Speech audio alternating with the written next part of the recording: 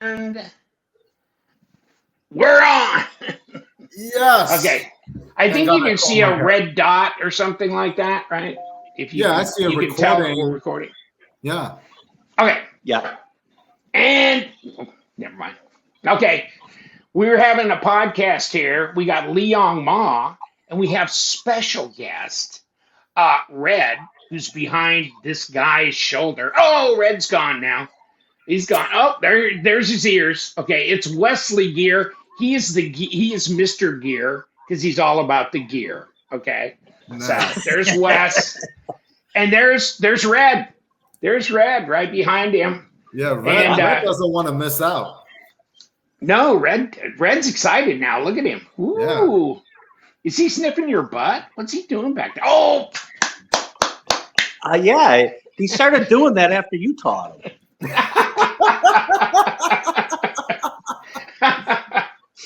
Oh my God. You know, you need to give him that farmer's dog stuff, you know, some real meat there.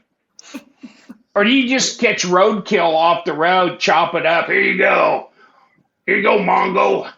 It's like every other dog in America. They get a 50-pound bag of dog food and then they just give them like a cup at a time. All right. Yeah. Yep. Yeah. I was never good about that. I just filled the bowl up, and so if they ate it all, yikes. Mm-hmm. But no. You give them the farmer's dog stuff. Isn't that what that is? Isn't that our sponsor today? Just kidding. We don't have any sponsors. Oh, that's the problem. We're not making no money. But let's give some away. Let's give some away to our winner, the winner of our Begg knife. Shit, about threw it on the floor. Begg knife. Diamici in Scott Damascus, if I can get the right light on it. Damascus blade, made in Syria. True Damascus. Hey, that's a beautiful knife. Oh, that is a pretty knife. It just makes your eyes water. It's so good. And who's the guy? It's F.W. Rose. F.W. Rose. And if that's Frank Rose, then yeah, I know who Frank Rose is. Isn't that weird? The Lord works in mysterious ways because he was the first spin to win. Then I spun a second person just in case Frankie doesn't respond, but I'm sure he will. Oh my God. So it was just weird. But you know what? There's not that many people that put comments in the comment section to enter. Is there like 30 something or whatever? Maybe there was 40. I mean, wow. You know, I had that many comments and they all commented Eutectic Trinity. Even though we Eutectic Trinity. Oh, crap. Oh, yeah. No, that was the last podcast. Oh, it had to be Eutectic Trinity in their comments somehow. Yeah. Now we're going to have, what's the new giveaway prize going to be? And I don't know that we're probably going to do a podcast until we get back from SHOT, or what do you think? Maybe we could do one at SHOT, either before the whole thing starts or right after, when everybody's packing up their boxes and bags and everything. You know, just to recap the show. But we can do one. Be a lot of videos on like new products from everybody who's gonna, you know, it's gonna be like tens of thousands of people descending on the SHOT Show. You know, so you're gonna see countless product reviews, product videos, just a sneak peek here and there. And we may not have the chance to do one until we come back. But I will be doing a giveaway at the SHOT Show. Yeah. So my buddy Jim O'Young has set me up with guard dog inserts. And they make the foam inserts for Nanook and Pelican cases. So we're going to get 3 Nanook cases to give away, 1 for each day. So it's 3 for Liong Mah Design and 3 for Riyadh Knives. That'll be 6 cases that we're giving away at our booth on Tuesday, Wednesday. How big are they? They're going to be like the 8-folder case, the 8-folder Pelican or Nanook case. And it's going to be embroidered. That's why you saw me post a picture of Liong Mah Design on it a couple of days on my Instagram. and that's them just lasering my logo onto the plastic, and they're gonna laser my logo into the foam too. So Oh, cool. yeah, so So it's do gonna you have to attend SHOT Show to be able to sign So up? this will only be for the attendees of SHOT Oh, Show, really? and they will be required to follow my YouTube and Instagram to be able to participate. And I will be doing a giveaway when I come back from SHOT Show. So don't worry. The people who watch me on YouTube and Instagram and Facebook can participate when I come back. Oh, oh, okay. Yeah. Well, that's sad to hear. That ups the competition for me. Oh shit, dude. You're gonna be walking around with like 2 strippers, just to Ah, take the attention away from me now. no. Oh man, they're Russian strippers, by the way. So Oh, yeah. yeah. Nice. Our next giveaway will be the blue Richlite Sheepdog 154 cm steel. It's the full size. It's a beautiful knife. It drops shut like that and almost like that and like that because it's got the magic Kizer drop shuttiness. Blue Richlite. Nice. Feast your eyes. I like Richlite a lot, and White River used it on a few of the kitchen knives, and it is micarta material in terms of Yeah. it's built like it looks like micarta, but it is stabilized, so it doesn't warp like other micartas would. So it's Yeah. a beautiful material. It's weird because they call it what, a paper micarta or something like that. Yeah, But yeah, and the guys at White River told me like it is structurally sound. You could build a kitchen sink out of Richlite, and wow. it won't absorb water. It will be stable like a stainless steel sink. So and yeah, Yeah, I'd heard they used it for kitchen counters and stuff like that. So yeah. I mean, I bought this on Mojave Outdoors. You got to check them out because they are a Kizer only dealer, and they have a lot of exclusives that Kizer makes for them. And but if you're a moho, if you're a hoe from Mojave, so I'm a mo. I think they call it moer. You got the Mo Club, and every time you spend some mo, you get points from Mojave, and it turns into money. Like right now, I think I got $18 worth of credit, but a lot of times I've ended up, 4 months later with like $110 worth of mo credit money, and so I'll go in when they got a sale and just plow it down because a lot of these they've had half price deals and this and this and this. So I'm going, okay, okay, I'll go in and pick some up because you know why? They make a great giveaway as well as gifts to a buddy or something. I mean, you don't want to give a buddy that's not really an enthusiast for knives, but just as a good gift of carry around knife. That These makes sense. Kizer Vanguard knives are good to carry around and use, and so there's nothing to be ashamed of there. And yet, if you can buy them, a normal maybe $70 knife for like 35 bucks, then you've given them a solid knife, and you don't have a lot of money out there. But Right. well, maybe you should do a rewards program, Lee, and you could call it MoFo. yeah, mofo. Yeah. Mofo me. I do have a rewards that program. might It's just get called taken My down. Commission. It's called My Commission, and it's called Mofo. Mofo me. Oh my god. Yeah, it's Mofo me. Yeah, I'll up my rates, and then it'll be Mofo, my Mofo program. Hey, welcome to my new Mofo program. It's Mofo me. I'm upping my rates. Now. The thing is, people are talking, well, do you have a discount code or this? I got 70 different sellers. That'd be like herding cats. Like, you all agree you're willing to give up 10% and they're going, no. No So it's like, MoFo. no. No mofo, no mofo, Exactly. you either. So, no, no. So now that's the problem. Oh, do you have an installment plan? Oh, if I could get all the cats to agree to that too, and because the installment plan people that you can do that, pay a while or whatever, that's an extra 10% charge on the whole thing. So you want to lose 10% of your $200 knife, $20, just if somebody decides they want to put it on the installment. No, I don't want to lose another $20. So No. Man, no, I wouldn't either if I were them. I'd go. I mean, it's already kind of a soft market for knives, and they're continually marking their knives down, and they're yeah. getting to the bare bones. In fact, some of them get to the, oh shit, I was supposed to ship one back to Puck. Oh yeah, I forgot about him. He has a three-legged dog knife, and it's like $600 or something. And he goes, they ain't gonna buy it. I want it back. Ship it back to me.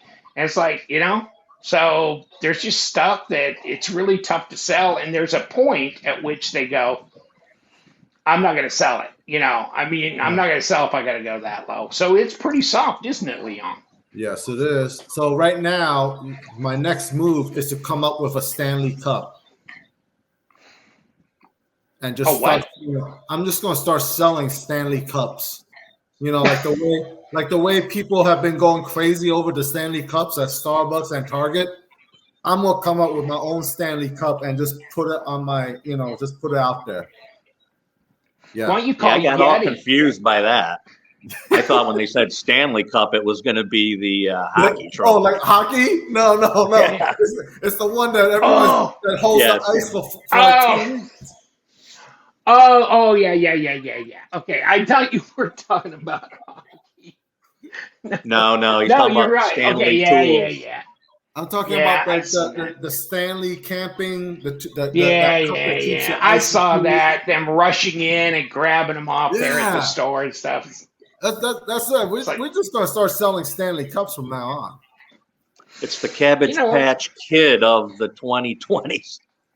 And the perfect thing to go with your Stanley Cup is an LTK koozie. We're gonna put the koozie on. We're gonna put the cup inside the koozie. That's right. That's right. Or the complimentary LTK flask for those cold days in the stadium. I'll tell you what, it's been cold here. Whew. I need some of that liquor. Oh, yeah. I mean, it's like 59 degrees today. Well, when I woke up, it was 49. All right.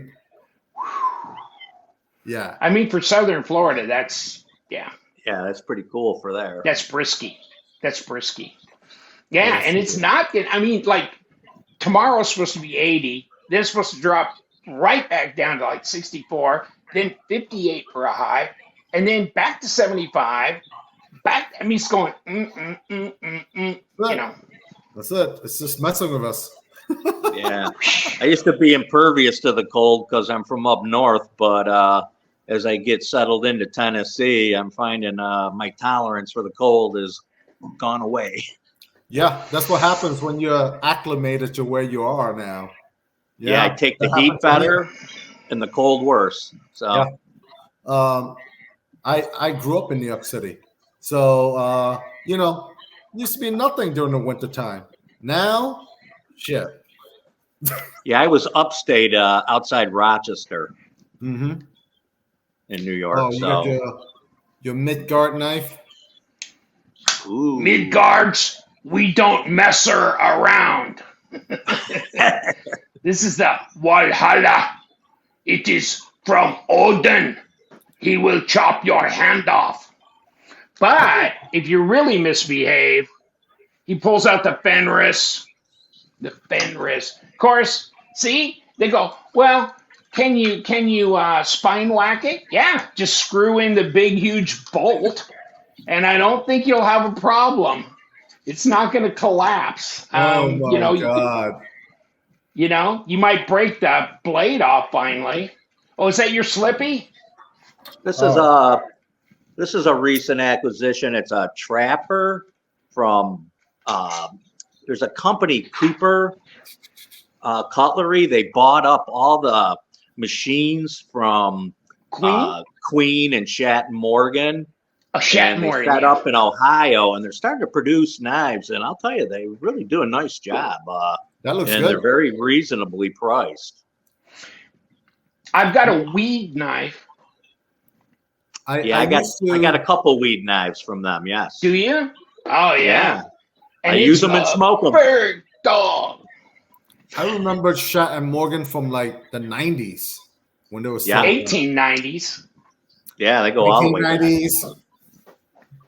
Yeah, I mean that's when they were around, right? 1890s into when did they shut down? Kind of in the 1930s. Well, during the Depression, I think.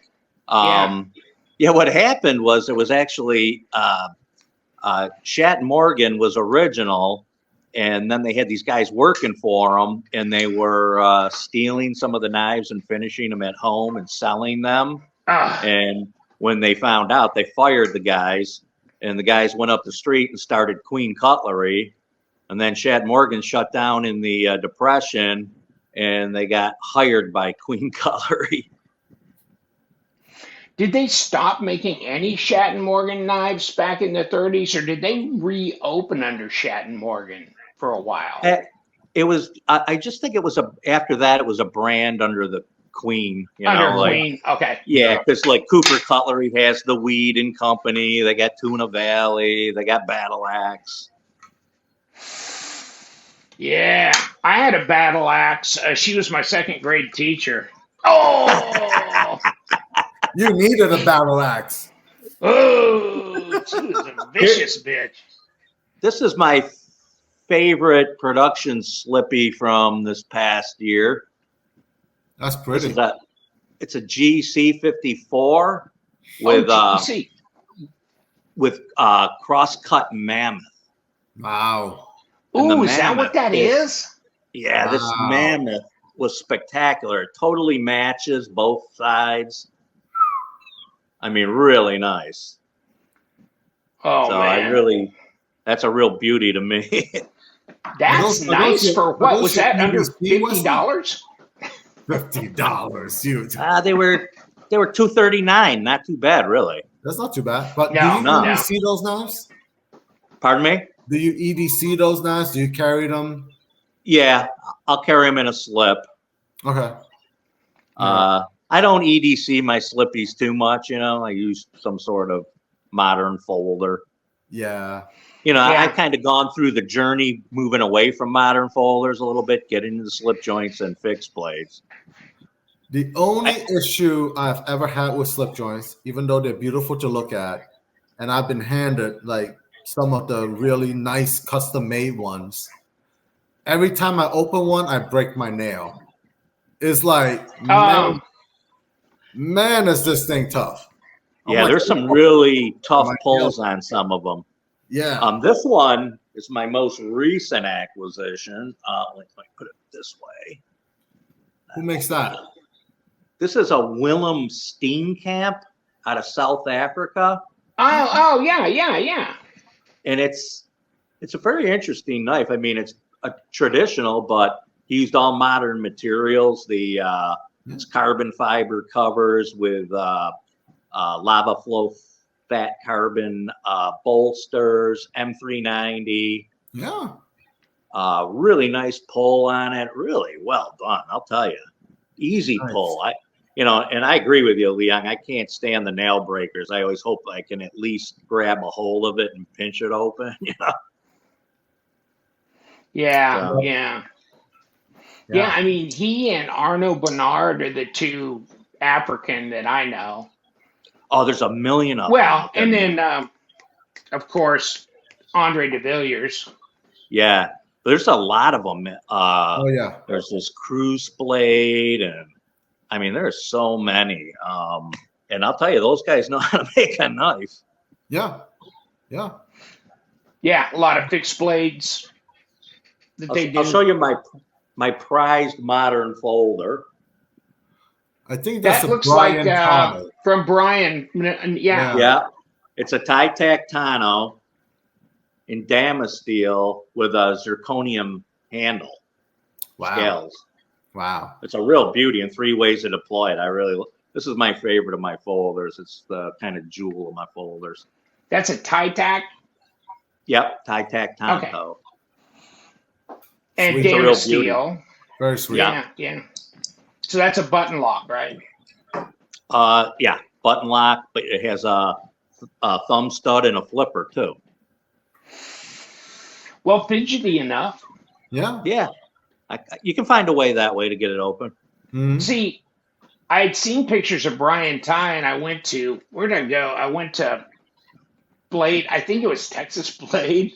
And I'm walking away from the manufactured knives area and going down to the tables of custom knives. And apparently there was going to be a big meeting where some of the table holders, the makers, knife makers, whatever, we're going to go into a room and have a meeting or something. So this big guy gets up with a beard and hair and, like that. And I'm going, oh, Brian, blah, blah, blah. He goes, my name's Todd Begg. Oh! Yikes. Yeah, it was Todd Begg. What about? That's close. They both got beards. Okay. Oh yeah, dude. Listen, Oh, I could make that. I never went back to his table. I was just like, oh God, never mind. Here's one of my new discoveries this year is I found bearing made knives. Mm. You ever heard of him, Leon? BEHRING. Yeah. And they call them bearing made because their inspiration was Randall, and I think they're second generation now. This guy's got 1,600 different models he'll build. And I mean, this thing's just beautiful with the stag and the sub hilt and the copper and the hand forging and the bluing. Yeah. And it's a hidden tang, so you gotta fit that tang in there. And they kind of like match the butt cap with the way the stag is. Yeah, that's gorgeous. I really like that. And the second one I got from them was this one. Nice. Ooh. This one has a Turkish walnut burl, ebony, and the 3 white stripes are mammoth. Wow. Under $500. Hand forged, 01 steel. Guy does great work. Oh my God. No wonder there's no mammoths left. These guys killed them all just to make knife handles with. God. But don't worry about the mammoths. I think they're going to make a comeback because some of these states have outlawed mammoth, because they want to make sure they don't go extinct. Well, it's that now. I mean, nowadays they always, like, you see pictures of people finding it in like the northern regions and like Russia and stuff like that, because that's where the coal. I mean, and then they find it in like in the ground and in the dirt and everything, under the permafrost. So we'll find more of it, but the thing is, like, especially what I do, most people won't appreciate mammoth, right? They want like the latest, greatest carbon fiber or all sculpted titanium, maybe even some 3D contouring, 3D texturing and stuff like that. So like, where with my knives, mammoth is lost on it, and it's kind of weird because I do stock, like, I do have a few pieces of like mammoth ivory that I kept for myself. And also, what I really love is mother of pearl. I love mother of pearl, but I just would never put it on one of my knives. I mean, I did it when it was a custom knife, but you're talking like nowadays, mother of pearl is so scarce, because we've overused it. Probably 30, 40 years, to a point where even makers tell me, like, when they used to go to shows, they'll get mother of pearl slabs that were like a 1/4-inch thick, and now you can't find anything that thick anymore because you gotta let the oceans kind of replenish itself and everything before you can get something like that again. Yeah. Yeah, I reckon. I reckon. Got another If one. we're gonna, Got another one. Oh, that's pretty. oh, Look at that. Look at that. This Like, is what is that this that? is Damascus. yeah, that Damascus. It's kind of like a bacon Yeah, yeah, Damascus. yeah. It's like the. Did he make that himself, or did he get that from like Chad Nichols? Because I know I Chad don't. Nichols has a bacon Damascus. Yeah, I don't know to tell you the truth. This one is made by Alan Searles. Don't know I him. don't know if you've heard of him, W.A. No. Searles. Yeah, he's a product of like Fiddleback Forge and all that. He's gone through this stuff there. And yeah, this guy's Oh, a master. And this is really nice. Not only is the guards in the same Damascus, and so is the butt cap, you know. Wow. oh, wow. A really nice knife, you know, with the stag and everything. A lot of in copper around the color and collar. It's just beautiful. You want to see some mammoth? That's nice mammoth right there. Ooh, that is Oh, pretty that's mammoth, dude. Very pretty. very nice. Whose knife is Yeah, that? that's my. This is Bill Coghill. Coghill Design. There's his name there, Coghill. He's northeast Oklahoma when I lived in that area. And I went to knife shows. I got to meet him at his booth at a gun and knife show. It's like a Wanamaker's thing or something. And he polished that one up. Yeah. He polished it up. He said he Wow, sat that's there and watched TV and hand polished the blade for hours and hours. But it's That is a beauty. ATS 34. This knife is like 25 years old. Maybe a little older than that, maybe 30 years old. And Is the that's guy what it still still around? looks like. Huh? Is the guy still around? 30 years I old? don't know. That's a good question. He's got a website, and I never even bothered to look it up recently, but I ran across this in one of my drawers, and I go, holy shit. This was down with my fixed blade knives, and I stuck it so far back I hadn't seen it, and I go, oh my god, I haven't seen this knife in a while.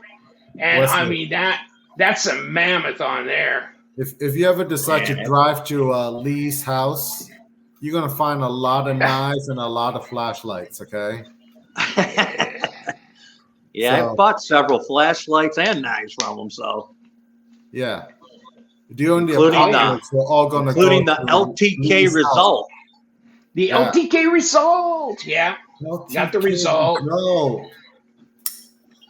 Yeah. LTK result. Yay. See? Yeah. There you go. That's the one Yay. thing I didn't throw on my table here. I didn't put the result here. And I just did a video on it a few days ago with the disassembly so people can see how it comes apart, how you can switch the clip from one side to the other and that kind So of was thing. it easy to switch the clip from one side to the other? No problem. Not a problem. No, I mean, after I got done editing it, it looked easy. Did you push out all the 5 inserts and then re-milled up Mokutai inserts just for each one? Oh, yeah. That's easy. I mean, everybody's got a CNC and some leftover Moku die from something or another. All you have to do is just boom, boom, boom. It's easy. Oh yeah. Yeah, buff it up. Yeah, sure. That's not a problem. I mean, I don't know what the fuss is with these people. Swear to God. But go ahead. I've seen that knife before. This is a custom knife out of Italy. La Cantina is the name of the place. Huh. And I've bought a couple from them. Really good people to work with, great workmanship. This one was supposed to be PVD coated and then mirror polished, and they got it back, and the coating was bad, so they sent it out, had it DLC'd, and they put in some nice white liners. Really, What kind of burl is that handle? it's some sort of birch burl. Huh. I've seen that knife in like a magazine or something. Yeah. Well, they've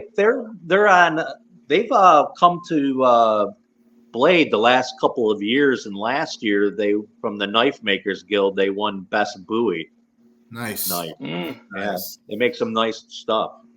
Yeah. Very nice people to work with, also. Very cool. Yeah. So, you know what? Half-breed Blades is going to be at SHOT Show too. I just found out that, and Midgard's Messer. Midgard's is going to be at SHOT, and so they're coming over, and so it's Dirk Hoffmeister and his wife Regina, and then you got Mike, who's the USA guy that's in charge of the USA site and stuff. And Dirk, how much English does he know? Not much. That's weird. But his wife Regina, she speaks English really, really well. So she translates Because for him. everybody in Germany takes English as an elective. So Well, he dropped out when he was in first grade and started making knives. listen, I'm just kidding. Just kidding. When, Okay, let's talk about some knives. Tomorrow or today, I think, is a big release of the Best Tech Gigi, Go, QQ. It says Dude, QQU, what is the QU, name of this knife? Gigi, You say like 3 names. Gigi. Okay. So, no, but I mean, it's spelled QU, but you know, you speak Chinese. How is that pronounced? I don't spell English translated Chinese. Because I heard Selena's daughter, she talked in this little short video that they sent to me, and I know she pronounced it something like Shiji, Okay. and they sent me the pronunciation in brackets, and it made no sense to me because it was kind of a Chinese concept of the pronunciation in English, but I heard her talk, and I go, it's not QQ. It's Shiji or Chi or something, but it's the Chinese word for cricket. Well, you don't speak Mandarin, you speak Cantonese, so yeah, I don't And know. I don't even know But, the Cantonese word for cricket. so this is the cricket. So you know the cicada that Reich makes, right? This is a lot like the cicada, except the cicada is titanium and M390 and it goes on a chain. This one's got a pocket clip. It's aluminum and it's 14C and it's like $55. And That's they make cool. them in aluminum and they make them in G10 in all different colors, including pink and green and blue and red and just like everything. And it looks like they made some in the Desert Warrior style, the sprinkled donut Homer Simpson thing. So I think they may be looking at Blade HQ to do a exclusive on them as well. So this is coming out. It either came out today or it's coming out on the 12th. And I'll probably post this video on the 12th anyhow. So, but yeah, and I'll post the video of this. I'm supposed to on the 12th. That's tomorrow. So, that's tomorrow. yes, tomorrow. So also, if you're into Vosteed, I know I am. This is the Dachshund. So this is brand new on their line, and this is a prototype I've got because I've had this for. You're like their favorite guy. Probably not, but yeah, I may rank in the top 10. But this is the Dachshund. He gave this to me at the end of some show. I think it was Blade Atlanta. So I've had this for like 7 months. But this was one that he was working on, and I didn't know if he was going to actually make this or not, so I never showed it. But so there's the Dachshund, and then now he just issued this one called the Chipmunk, which has got a 2.66-inch blade, so it's really small, right? Oh, that's good size for a lot of people. Yeah, and so it's a top flipper, it's a front flipper, and it's got ambidextrous thumb studs. So front flip, top flip, really muted top flipper, and so this comes in a bunch of different, not a bunch, but several different variations. So Chipmunk, Dachshund, and of course, then he came out with the T-Bird, which has been around, but in a titanium frag with LMAX. And then you can get I like these LMAX a also lot. in fat carbon with M390 as well, and in a G Mascus with M390 also. So Nice. button lock, all that kind of stuff. So I thought I'd put in a good word for him on that because those are just exploding out now. Exploding out. Very cool. So yeah. So don't remember this. That's it. We're not paying Lee for no sponsorship no more. No, Lee. I guess there goes my sponsorship money. This is a Eutectic Trinity, and you get the swag pack if you buy it off of my website. 14C28 and 6 different colors. Okay. The Trinity, 3.6 inch, 3.65 inch blade, depending on how you want to measure it. And then you get the swag pack with the cooter and the patch that glows in the dark. That's And a nice of patch, course, thing and channel sticker, the whole shooting match. Yeah. So you get that with it. So go in and buy 100 of them. But I like that you put your own portrait on those. I've never seen you look better. Yeah. Yeah, I know. Yeah. This is me after I've been on Ozempic for a while. Or whatever that shit is. Oh God. Hey man. Isn't that you might want to use that Ozempic, but you use other medications I know by the name of Coors Light. what? That's it. Now, demonstrate the Frosty Freezy. Proper insertion is a must. That's what she said. Oh, terrible joke. Yo! Oh my goodness. But it's not Frosty Freezy. Maybe it would. Oh, never mind. I didn't even want to go there. Yeah. Let's not go down that road. Okay. I don't have to freeze it first to keep it solid. Yeah. Is that going to be the name of your newest knife, Lee? The Necro? No, it's going to be the ED. Oh my God. Oh. No, I mean, well, I'm on a PPO, so I don't get that Viagra. I get that generic. The generic is called mycoxaploppin.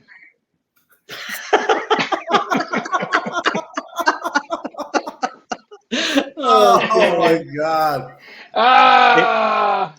In college, if we got too drunk and we had any problems like that, we dubbed it Brewer's Droop. Oh, God. Angle of dangle. Real steel. Who's this? The G5 Metamorph. Oh, Step L. What's going on with it? It's not a front flipper. It is a button lock now. That's a good Button lock. Yeah, button lock. Yeah. Isn't that cool? Button lock. That's nice. Yeah, it's nice and sleek. And you know what? You get the white one because if you get the white one, you get every color you want, right? As long as you got some RIT dye. Well, that is the natural G10. White is more solid. Same way with this. Yeah, this does really nice if you drop these scales in. I like sapphire blue, RIT dye, liquid dye, sapphire blue, made for synthetics. Bingo bango, 10 to 15 minutes. It'll be beautiful, and yeah. I don't know. You should do a tie-dye handle with that natural G10. I have never learned how to do that, but I've seen people who have kind of partially dipped, and then they dip some, and I think they probably use like a dropper, like a liquid dropper, and then some tape. You got to do some like masking tape or something. You know? Yeah. Yeah, that's what I was thinking. Tape. Yeah. Yeah. You Yeah. cannot be doing that just freehand because you're not going to be able to get rid of it. It gives my wife nightmares because, I'm in the kitchen on her brand new stove and her granite counters, and I've got all this dye and shit like that, and vinegar, Yeah. and Dude, go mess it up so you can go get her brand new countertops again. no. But no, this is fairly new. This kind of little crazy son of a bitch, and then they've gone with the rocket with Ivan Bragnit's rocket. They've gone premium with titanium and S35 the end. Nice. So the rocket. See, I've got his G10 version of this, and so yeah, not bad That at looks all. nice. Yeah. It's kind of nice. Yeah. Hey, So Lee, do you remember who told you originally about Real Steel knives? probably you. Yeah, it was early on. Yeah. Yeah. When they first came out, and I think Hank told me about them, and then I told you about them, and very nice knives. Because they're all part of San Ramu still, right? SRM, San Ramu, Real Steel, they're all, Mm-hmm. I think the SRM, they were really made to for export for USA, and I think the San Ramu were more for internal initially when they came out with that, but then they were for export as well. But you had the San Ramu, probably the lowest cost. In fact, I've just found my little San Ramu I've been using for years in a drawer because I was digging through looking for something, and I found it. And I'm going, holy shit! I thought I'd lost this little San Ramu knife. I'm gonna have to pull that out. But and then the SRM started coming out, and they were a little bit more expensive, like in the $40-something range. But they had really nice SRM. I mean, they still, doing that. And then Real Steel, and then the Real Steel stuff was great. Remember what was it? Like the Mastodon? What was that called? Megalodon. Megalodon. That's it. Yeah, the Megalodon and all those different ones. What was that one before the Megalodon that came out that was way cool and was really tough to get? It was in titanium. Griffin? The Griffin? No, it was before then. And I can't remember now, but it was so difficult to find because it was already out of print, I think, by the time I even knew it existed. But yeah, You know what I liked about those Megalodons when they first came out, and I think they dropped it later on, but they had the roller bearings on them. Yes, they did. And I liked those. I'm surprised more people don't use them. Maybe there's a downside I don't know about, but so I actually put up this question on my Facebook. It's like, do you guys like the bearing washers, or do you guys like just plain washers? And predominantly, a lot of people like the bearing washers, right? And like the roller bearings too. I've never used those, but then you get this like group of people who will be like, well, you can get stuff into the bearing washers and then it'll get stuck. But I'm like, it's a folder. So you have to be more cognizant of how you're cutting stuff and not try to purposely get stuff into the pivot area. There are people who do purposely get meat pieces and stuff into the pivot, and you're like, well, it's because it's a bearing pivot, it's not gonna function as well. Yeah, but be a little bit more intelligent, because you're using a folder to cut food with first. So just use the blade part and then wipe it off right away. Don't try to get that crap into the pivot, because it's not going to work out right. Yeah, I always tell people when they say, "Oh, the slip joint, it could come back and cut you, and some of these locks won't hold." And I go, if I get to a situation where I'm worried about lock strength, I'm going to a fixed blade. Yeah. Well, I know let me see what the hell this is. Hold on. I was gonna joke about folding knife using in the kitchen, and now I can't even open this box. Shit. Holy cannolis. This is tack ray. This has been sitting on my cart for months, right? I've always thought about, I can't remember if I'm going to have to look to see if I even talked about it.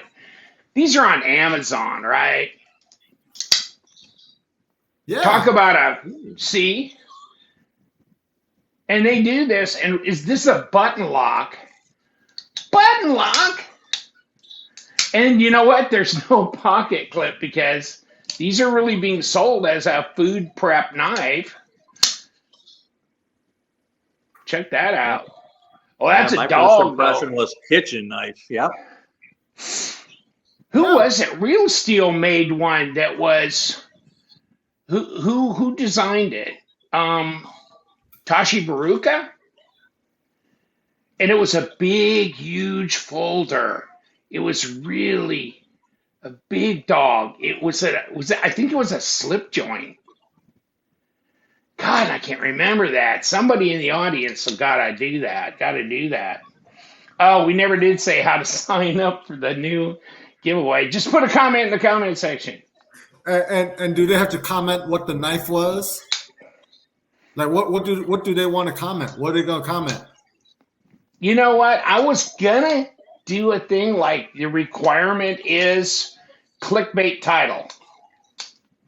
I want you to come up with a clickbait title like, wow, you must see this knife. It changes everything. Or, of course, you don't get to see the knife, right? And or incredible, the last knife you'll ever need. Or, what else? Clickbait title, right? I mean, can you think of any? I mean, there's a billion of them, right? I didn't even know this existed. Or, I can't believe this knife was made like this with these specs. Yes. Yeah. Something, you know? Yeah. Like breaking news. LTK and Liong are dating. That's clickbait. Oh, dude, Yikes. damn. But I need to either put it on my channel or give it to the wife. Give And say, here it is, put it in the drawer. Well, I mean, put it in the drawer so we can. You know what I do? I buy cold steel knives, really cheap ones. Let me see. Like these. Have you gone to Midway USA? Midway USA, you go on there, and something like this is like $23, right? Wow. And so, I mean, this is the Slock Master, not stock, but Slock. Dude, that's a great kitchen knife. Wow. And yeah, this would be great. And $23. So if you screw something up, no problem. And it's cold steel sharp. It slices. It dices. It's Ginzu. Woo! Look at that. That is sharp.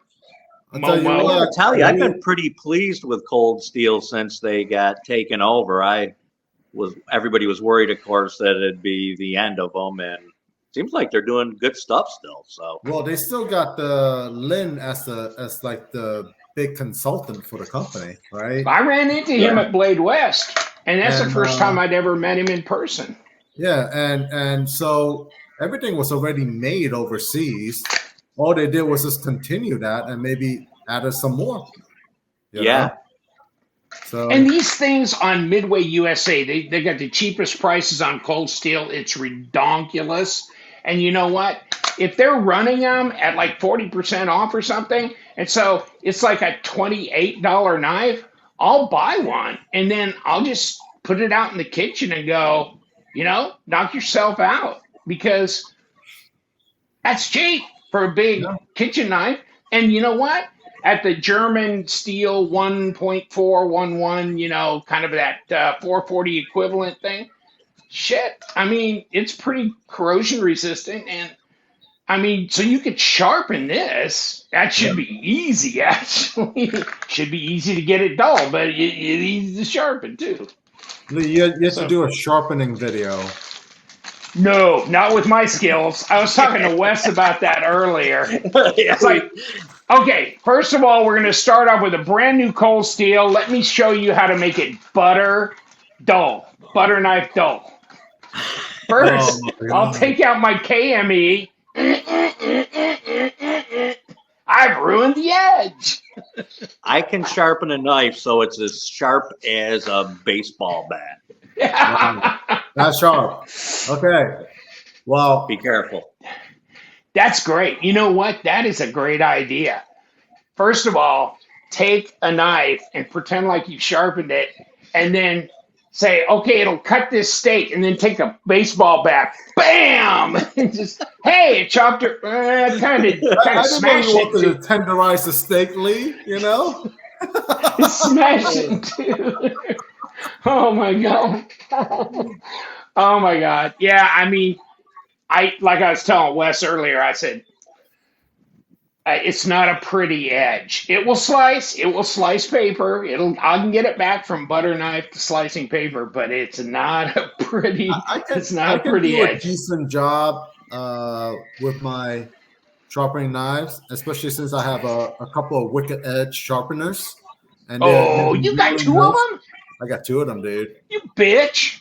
I don't Yeah. have any. I got a KME, and I wish I Well, would have got a wicked You edge. know what? You should go up to their booth at SHOT Show and be like, Liong Mah told me to come here and harass you and see if they give you a deal.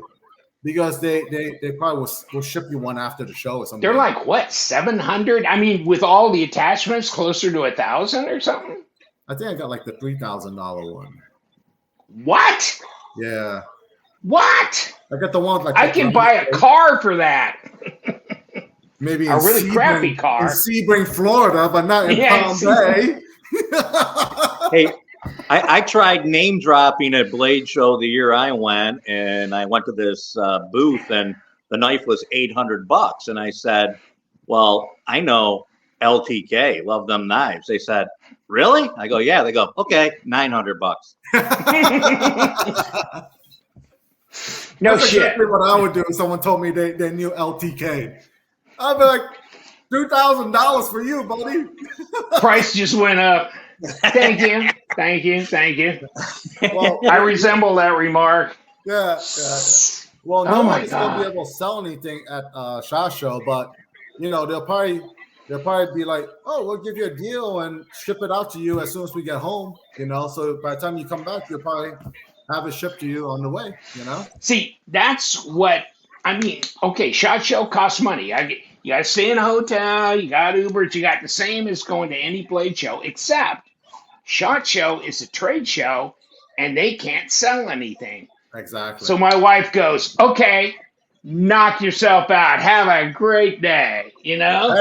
Hey, you're not gonna come back spending 10 grand. You're gonna be like, I came back and all I did was spend money on the hotel, buying dinner for Leon 6 nights a week, and Oh, she goes with me. yeah. She goes with me, but it's like, what did you do today, honey? Oh, I went to the Rolling Stones experience thing, this and that. That was like $45 to get in. That was this, and that was this. Oh, I went to lunch with my cousin Jane over at the Neiman Marcus thing. That was $120. And it's like, Great. excuse me? Yeah. She should go to the spa and maybe catch a couple of Cirque du Soleil shows, or maybe some of the musical shows that are like $1,000 just to go in there or something. Without me, I'm lost on it. No. Hey, have you ever heard of the Golden Steer Steakhouse in Vegas? Holy shit! Like, they got the big. What are those things? The ribeyes, and then they got the huge 2-pound lobster tails. You know, it's like supposedly like a line just to get in this place. And I was like, Yeah. are we gonna go do How this do place you or know what? about that? Oh, because did I send you it? Yeah. You sent it to me. Hello. And I went Jesus online and I Christ. looked at their menu, and so you can get the what do they call what they got, the big bone The and tomahawk the ribeye. tomahawk. So you can get a 38-ounce tomahawk. Okay, That's all I need. for two. That's the only For thing two. I'm going to do. For two. Okay, so for two, and you get salad and baked potato, whatever. $240 for a 38-ounce tomahawk and your sides and stuff. I So mean, what night are we going, Lee? What night? Sunday night? whenever your credit card's ready. That's been a downside for me moving to Knoxville because my sister is a cattle farmer up north, and I used to have access to some phenomenal steaks, and I'd sit down on a Sunday afternoon with a pile of steaks and eat them until I got chest pains. Dude, so meat sweats. There is shipping in the U.S. Right? She could put it in a. Does she know about dry ice? Styrofoam box with some dry ice and ship it to you like next day. Yeah. Of course, the shipping probably costs more than the steaks. Yeah, probably. Now, actually, I don't know. Yeah, I'm going up there this summer. I'm going to take a couple of coolers. Are you going to bring an extra cooler for me? Sure. And me? Sure. And then bring me? And me? Yeah. Hey, let's do some weed. Weed. How is that the weed?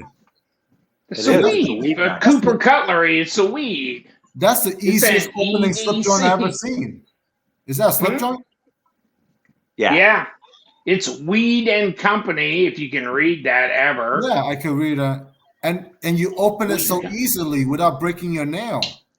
Yeah. Oh, yeah. This is nice. Yeah, and that is a big dog. I mean, here's my Spyderco salt, right?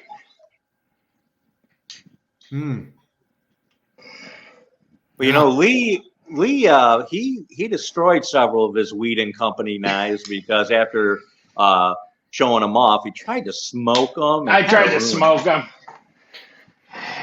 Yeah. That's Lee for you. And I put too much hickory wood down there, and they didn't smoke at all. You wasted that hickory wood without barbecuing a piece of meat?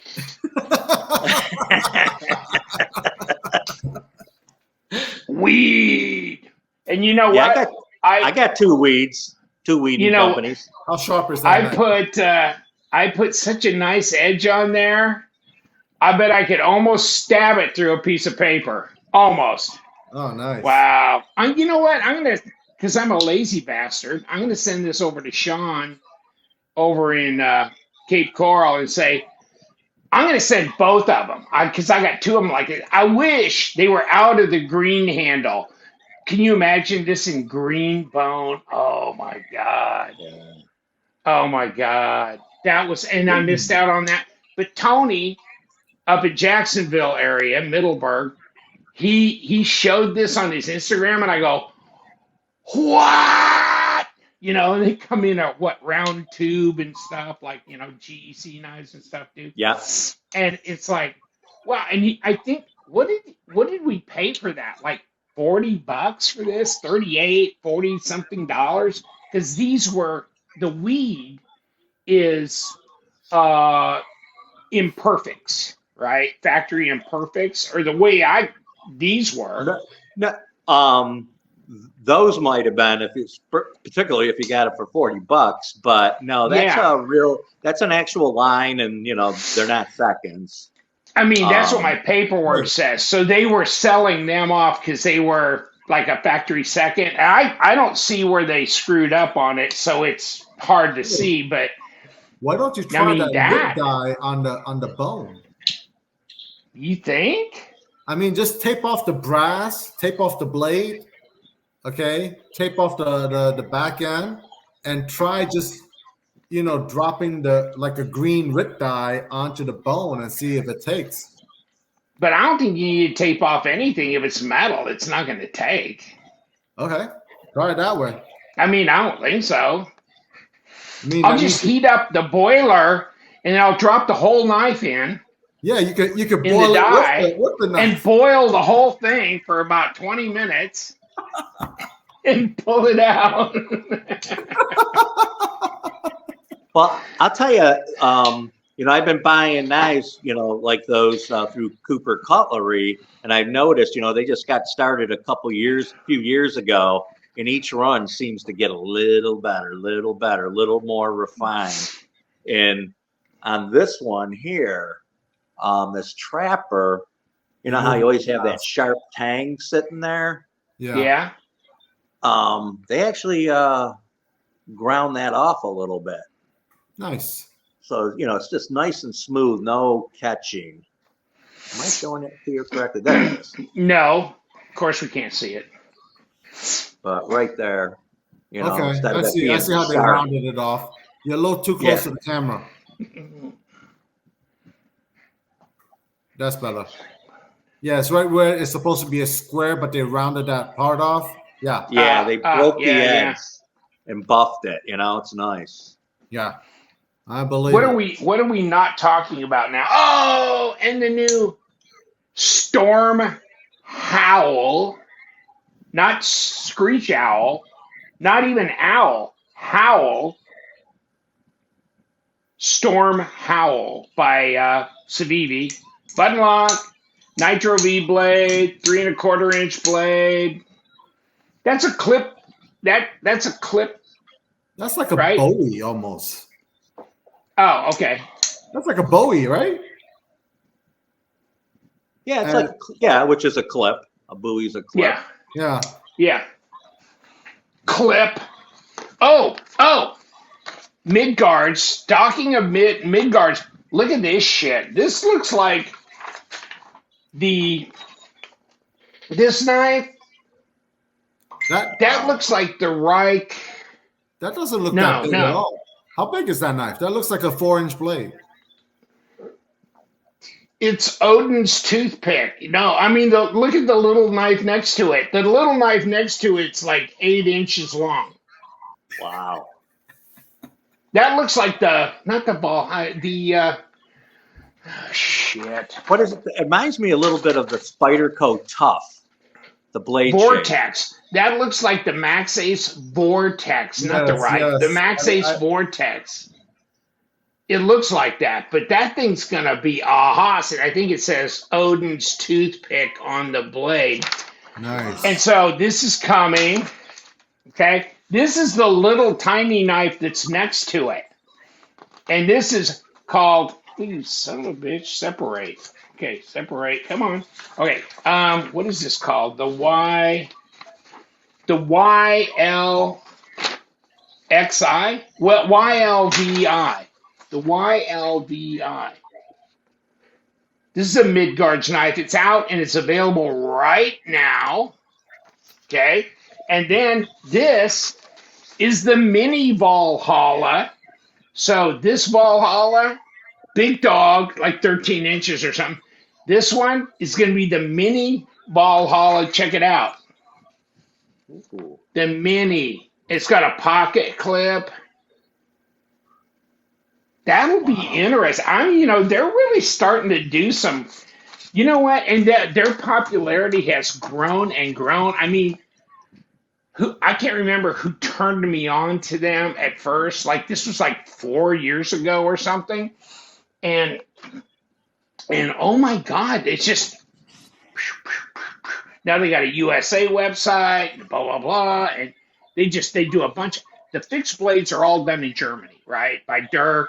And he's got, if you've seen his Facebook page or his Instagram, they built a nice facility. They got up, really top of the line machinery, all this shit.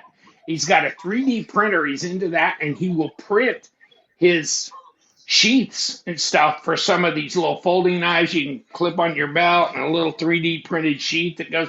And he will give you the program. You can put on your 3D printer and print what color you want and this and that for free, right? But I mean, and so this one was made by Fox Knives in Italy, right? And so, but this one was made by Best Tech in China. Okay, so got a strong detent. Look at this. Oh! Well, a blade that size, I mean. I don't need much detent. It's got a standard detent ball. And it's like, holy shit, I got to, here comes the blade. ah, No wonder you got to have the plug right in here, and Oh then my that'll hold god. it. I mean, it's just oh my god, this thing is a burst. And Sean and I had at his yard because he had a whole bunch of coconuts that he had taken off his coconut tree. The thing is, they weren't completely ripe yet. But I mean, he threw one up in the air. He actually threw the whole clump up and swiped, and he cut one right in half with one cut on this knife Wow. right there. And it was funny as shit. Of course, we'd only had about 7. He says, I already had 6 beers before you even arrived. And it's like, holy shit. Oh my God. And I was about 4 or 5 in when we did that shit out in the yard. So God only knows how many. And then we did his little walk through his little man cave and did his knives, if you saw any of that. By that time, he was like, oh my God. I didn't know. I didn't know he had 6 up on me, but so we were like the 12 natty daddies, right? We were like, brrr. Oh my goodness. It was a lot of fun, but he's got one of those big old Blackstone grills, and he can, oh, jeez. I mean, he is a cook too. He's a cook. Mhm. So he knows how to, oh my, the crab legs he had there, never had crab legs like that, Alaskan king crab, but he said those were about $100 a pound. Yikes. Ooh, they were not. I mean, they were Lee ate like big, 3 pounds. meaty. I mean, the meat was that big around. I mean, you pulled it out. It was like a wow. Hey, that place has crab legs too. I saw it in the video. Oh yeah, I did too. And then they take the half empty crab leg, and they put a boat of like butter, and you They just pour like slew a the clarified butter into the person's mouth, and I'm like, ah, man, just roll me back to my hotel room after that. boom. Get the paddles out. Boom. Yeah, just roll me. Remember back to on my Saturday hotel Night Live, they had the Oh, guys my up in God. Chicago eating the sausage, and one guy's like, starting to have a hard time. Like, I dislodged it. I'm good. room. Oh my Oh my God. My cardiologist would love to watch that shit. You'll be like, Lee, we heard you on your podcast, Oh, dude. oh. Oh my. Who's your cardiologist? Let me send him a copy over here. I'm gonna send him my YouTube link. I can Yeah. have 1 extra view on my YouTube. 1 extra view. 1 extra subscriber. Yeah. Oh my God. Don't forget my good buddy at TacCom Knives, the Grunt M390 seatbelt cutter. This is made only in a sheep's foot or a drop point because it's really made for first responders and people like that, and just working Joes that want it. But this is made by Best Tech. Okay, OTF, made by Best Tech, M390. Wow. Really grippy with this. And so, yeah, these are available. And I got a 20% discount code. I'll put that down there. I'll put that down below. I've got a video I just did and I haven't published yet. But I've got a discount code for 20% off. So $229 minus 20% is $250, right? I think you're supposed to go the other way. Just kidding. I'm just kidding. Yeah, I just wanted to get out of doing the math. So, Leon, what are you going to do with knives? Come on. I mean, did you sell out all your Black Friday specials? No, so I'm gonna keep selling knives everywhere I go. And Well, this year, I know, but I mean the ones that what was the one you had for the Black Friday? Oh, that was the Hawk. That was the Yeah. Hawk. That was You the still Hawk. got them? Yeah, I still got them. Are they still on that special? No, no more. No more special for it right now. But there will be other new knives coming soon, and we'll be running promotions. So, and I want to know about that. yes. So please sign up to leongmah.com email list for you to be the first to know. And of course, we're going to tell you on YouTube and Instagram and Facebook anyway. Yeah. So what do you? I mean, so you got stuff coming. You're Yes. not announcing it yet. No. Is that what you're saying? Yeah, that's right. So when is the timeline for announcing what It'll might be probably coming? be like next week Oh. or so, before I go to SHOT Show. And then during SHOT Show, I'll do like videos and stuff like that for all the products that we are kind of announcing. We're also going to show off a couple of prototypes. Yeah. Okay, so are we talking about in the Liong Mah line or in the Eutectic line or both? There'll be one in the Eutectic line and a few prototypes for the Liong Mah line. Yeah. Okay. Yeah. So are you doing like an axis lock or anything like that? Are you changing what's going on? I can't remember if I ever heard you talk about anything. I only told you all my secrets while you were drunk, Lee. I don't know why you don't remember these Well, things. I've slept since I didn't even know what I had for breakfast. Oh my God. Yes, Call me Uncle Joe. We're gonna do a couple of access locks. Hi, I'm getting off of Air Force One. Ah! Okay, never mind. I fell on my knife. Ah! Yeah, don't do that. Okay, You got enough knives laying around. Yeah, we're gonna do a couple of access locks and few revisions of popular models, like the eraser. Oh, the eraser's back Soon. in the Eutectic line, except it's an inch longer overall, and it's going to be $45. That would right? be a 5-inch blade. Okay, never mind. Yeah, okay, whatever. Damn it! I knew I dreamed something last night. Yeah. I like the eraser. I had an eraser. Shame on me. Somehow I got traded out of it or something. And because and I did have the CRKT eraser. Yeah. Right. That was one of their most not the black version, but the satin finish version was like sought after. Yeah. Oh, yeah. I got the satin version, but oh my God, yes, the eraser, big knife, a full size knife. Yeah. Okay, and great. Yeah, I would like to see that come out again, and then I'd like to see something of that same design in the Eutectic line because wow, that would be a bitch to carry. I couldn't afford to carry in my pocket every day like the Liong Mah eraser because it'll probably be $500-600. But Eutectic one, what are those? $25, $35 each? That's just a go pack. With math, okay? Don't get Lee mixed up with math. No. So, but still,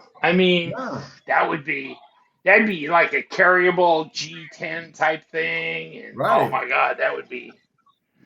You could even make that in like either a button lock or an axis lock or something like that. Or you could, that would be something. See, I'm always scared of button locks, even though button locks are easier to make. Button locks are easier to make than liner locks. You know that, right? Because I can imagine. That lock face to match with the guard. Just got the spring and the button and boom. Yeah. The only thing is you're gonna get some guy who gets stuff stuck underneath the button. And then the buttons get stuck, and then they complain like, my button got stuck. My button's stuck. Well, how can you fix it? Yeah. Well, just grab pliers and grab their button and pull on it. Wind up and throw it against the wall.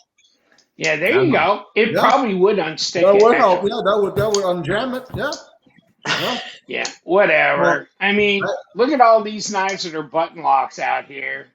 Yeah. But you know what? I think that We Knives, with all their button locks on their Sencut and Hmm. Civivi and everything, no, I think they're doing them, but they realize that they probably have more people have issues with them than they do on their liner locks or frame locks.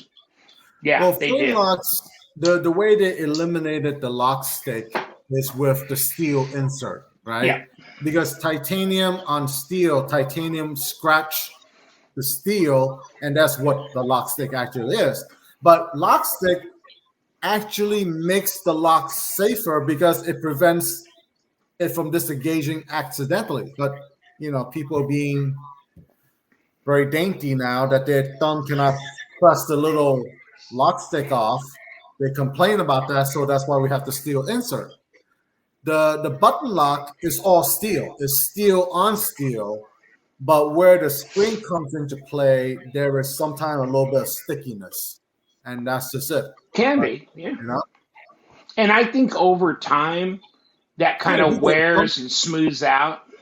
yeah, yeah. But okay, See, the benefit of button lock is that you don't have that lock face that you need to individually match up like a liner lock or frame lock. yeah, The way they got around that was with the when once they figure out the lock angle, they can set all the plates the right way for the steel plates and mill it to the same angle. That's yep. one of the ways that they can pick one of the thing to instead of having an individual having to match up that lock face to the tang, that became a much easier process. You So know? in an automated thing, you can set that program right there, put it in a jig, and Yes. boom, boom, and you Yeah. can run it. Yeah, Because I've seen custom makers and they have like a Sharpie, a thin Sharpie marker, and they mark up where the lock face would be on the blade tang, and then they go grind the blade tang to that, just like that. And it's one at a time. Just like setting the D10 is one at a time. That's a very time consuming process. And you could have built the whole knife, but if you mess that little part up, that's where you get your lock rock. That's where you get like the D10 that's either too strong or too soft or not happening at all. So those two small areas could make or break your knife. You know, so the automated process does make it a little bit easier, but you still have to know what you're doing. You know, okay, so so you're gonna have a giveaway. I'm gonna have You're three, gonna, at least one for Tuesday, Wednesday, and Thursday at the shot and show. then one for when you come back where everybody can participate. Yes, yes. Okay, and then you're gonna have an announcement in a week about some new products Some new or products just to prototypes look or at. Just prototypes to look at. They're not the final build. Just because after you get the prototype, you kind of like, I want to change a couple of things, And I kind of like reconfigured some clips because I like deep in pocket clips. And then while I'm doing that, I'm like taking it apart, right?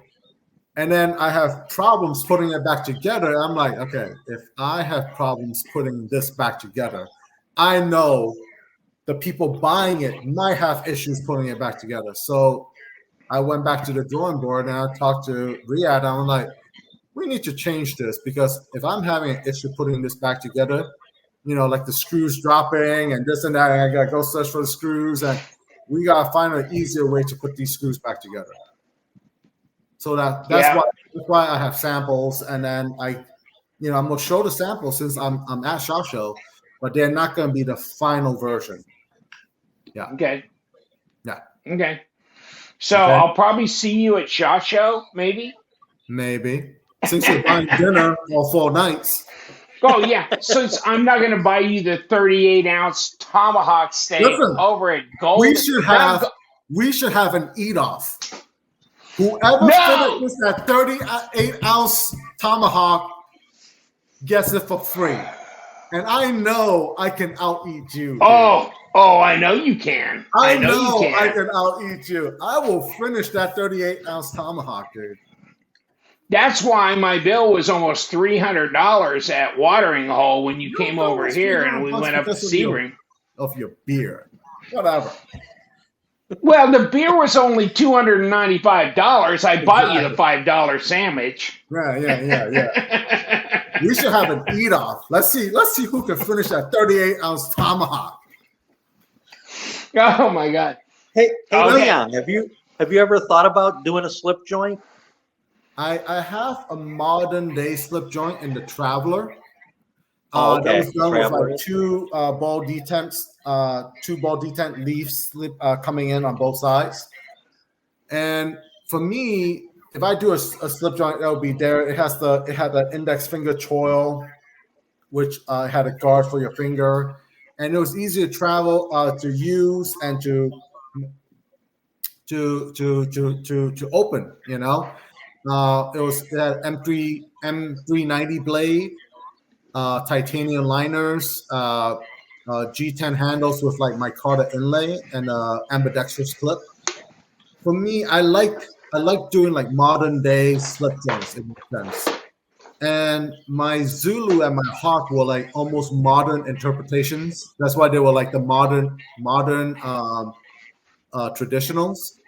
I've never done a full on traditional slip joint just because of that bad experience of always breaking my nail whenever I try to open a slip joint, right? And I'm like, who wants to keep doing this? You know, it's like a bad day.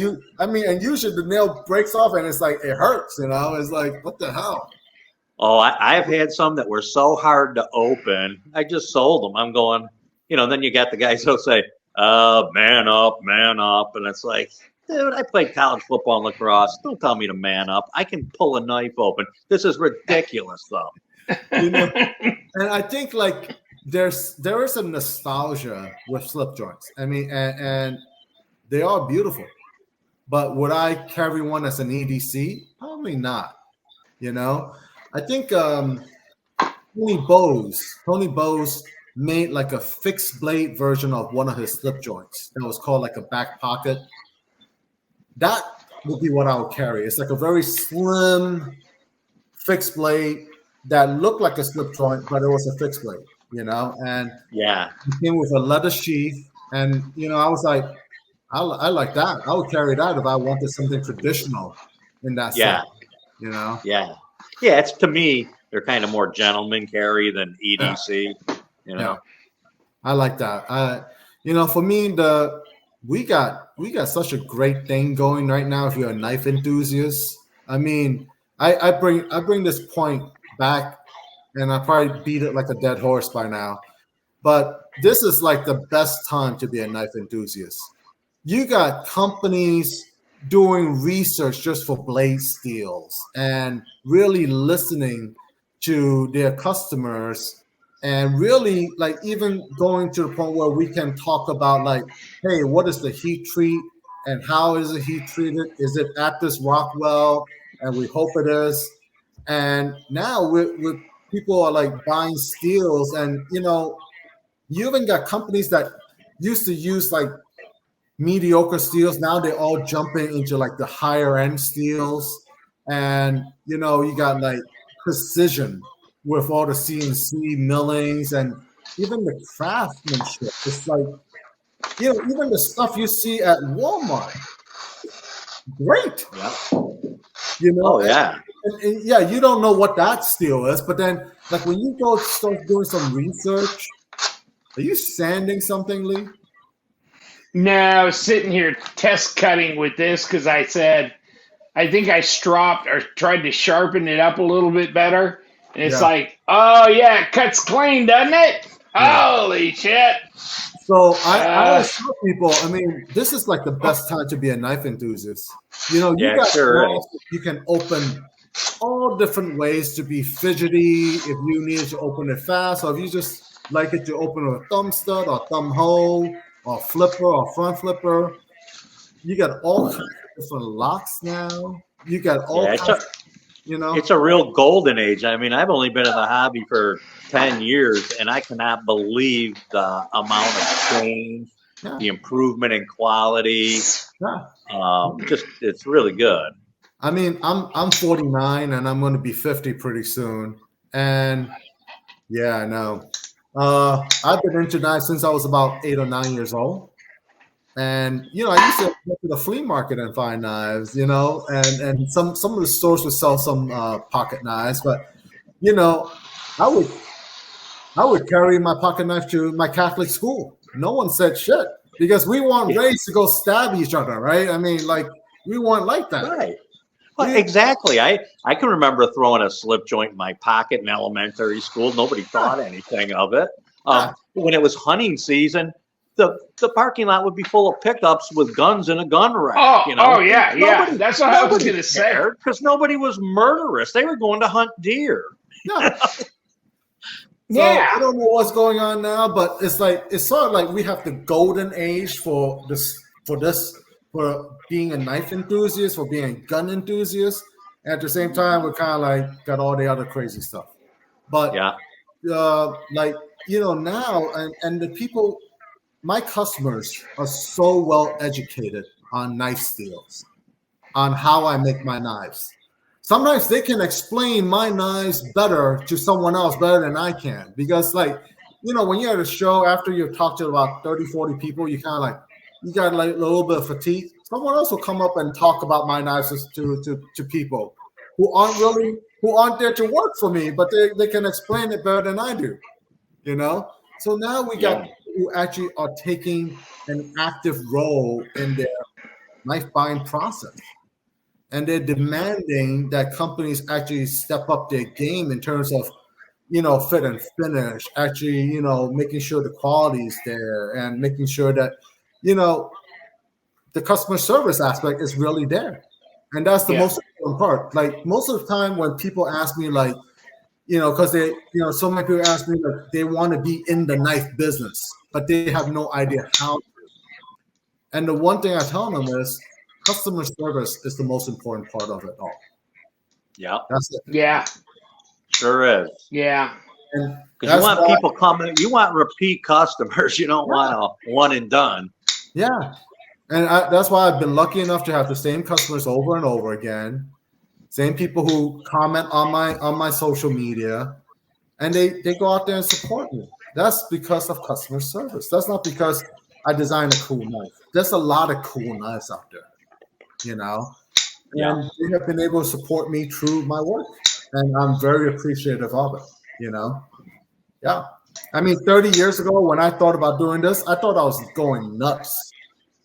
I was like, who am I to think that I could design a knife and other people want to buy it? And seriously, I didn't think I could do it. There was a lot of self-doubt. There was a lot of like negative self-talk. And then you kind of have to like push through that and then find people who want to partner with you and find people who like support you and then you support them back. I mean, that's really, that's always a great story, when somebody starts from the ground up like that and everything. I had happened to be at Smoky Mountain Knife Works on Case Day, and I was talking to the owner of Smoky Mountain, and he said, I started this by selling knives out of the back of my pickup. Yeah. Now he's got the largest store in the world. Yeah. Hey, I might be going up there after Blade Show Atlanta. So if you want to, you guys want to go head up over there after Blade Show Atlanta, Okay, good. Yeah. Yeah, we gotta celebrate this golden age. And I'll tell you, we got to celebrate the golden age of knives. It's funny. Even look at you guys know a lot about knives and different knife makers and stuff, and I can pop up knives you never heard of the guys. You can always find somebody new. It's unbelievable. Yeah. Oh, there's no way. I mean, I bet I don't know a 10th, a 20th of the makers out. I mean, And the thing is, a lot of the old makers I know, a lot of them have caught on to go onto social media, right? but there's still a majority that don't go onto social media. So the people who are just on social media have never heard of them, and that's just that's just a waste because there are a lot of skill makers who just don't want to take part in social media. Yeah. And and I tell them, listen, I don't enjoy being on social media every day. I really don't. And but I do it because I know that it's part of my brand. It's part of me trying to engage with my customers and also my customers engaging with me. Some of them, even though my phone number is on my card, they don't bother to text me or call me. They feel like they'll be bothering me, but they'll send me a DM, they'll send me a message on Facebook, and that way I can respond to them, and that's the way we have always corresponded. So go onto social media. I tell everyone just to go on there. You're not going to build up an audience overnight, but you're going to have people who will look for you. You never run out. Okay, so goodbye on our podcast. Thank you for joining us. It's Wes's fault that we took so long. That's right. I only had like 2 minutes to have to do, but Liong and Wes, they took all the rest of the time, so it's embarrassing, but they'll be back to disturb your world again. And thank you for tuning in, and go down below, put a comment in, and if you want, I would be great. You don't have to, but put in a clickbait title just in case I might want to use it for my future videos. And you guys, stay sharp. Stay sharp. And I want to thank all my neighbors for running a motorcycle while I'm on a podcast.